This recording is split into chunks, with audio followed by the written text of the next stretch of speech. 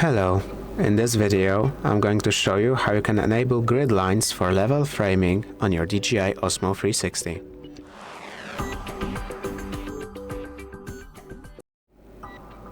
To enable grid lines, go into the control center by swiping from the top down, then into the second part, and on this option.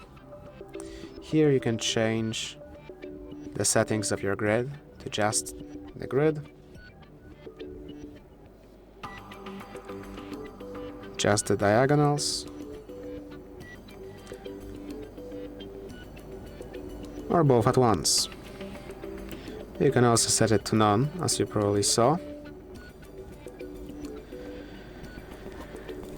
If this video was helpful to you, please consider subscribing, leave a like and a comment down below.